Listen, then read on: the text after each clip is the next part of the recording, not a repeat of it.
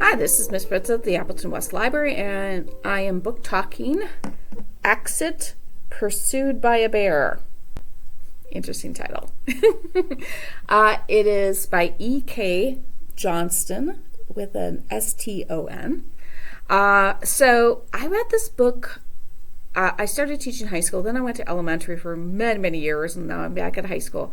But I read this book while I was still teaching elementary because there was a lot of buzz about it.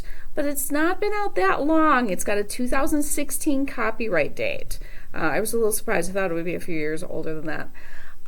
So Exit Pursued by a Bear is actually a line from a Shakespearean play. And you have to get partway through the book to understand what the reason for it is. This is realistic fiction. It is about a girl who is at a cheerleading camp. Cheerleading is really her thing, and we're talking like seriously, like the throwing in the air, a very competitive cheerleading that she is into. They're, like I said, they're at a cheerleading camp. So there's just tons of different school groups there. And there's kind of a social mixer dance type thing.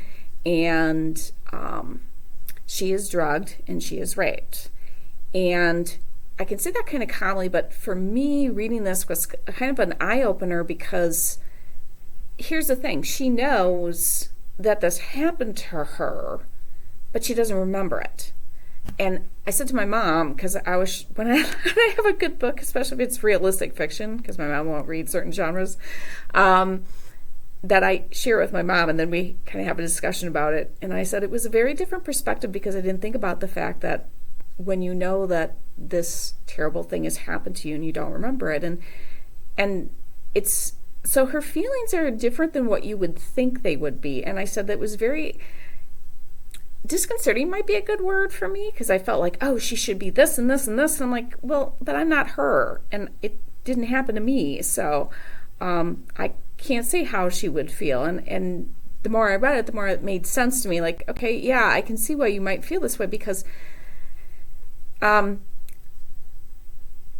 the quest to get justice and all this too. But she's, like I said, how do you deal with it when you know this terrible thing's happened to you, but you don't actually remember the terrible thing itself?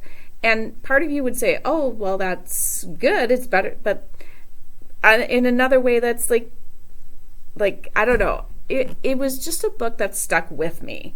And I'd have to say, like, in terms of, like, 13 Reasons Why is pretty graphic about all the stuff that happens. Because she's kind of telling her story through the tapes. Speak was very groundbreaking when it came out like 25 years ago, but far less graphic. This is probably more in that reign. It's not super graphic as to what happened to her because, once again, she doesn't remember. But it's more like all the feelings that come after it and trying to make sure that the person who did this to her gets justice and stuff like that. But like I said, it's a book that has stuck with me. I remember when I was going through the shelves and I kind of saw it, I'm like, oh, I remember this book, and I remember it just so clearly. And the character's name is Hermione. So I wonder what inspired that name. Fans of Harry Potter can probably figure that one out. So like I said, this is a really good realistic fiction read. Maybe a make you cry, definitely a make you think book. So you can come and check our copy out, or we can interlibrary loan it for you, or I can help you find something else that you would like to read. So I hope you come in and check out something. Have a fantastic day and keep on reading.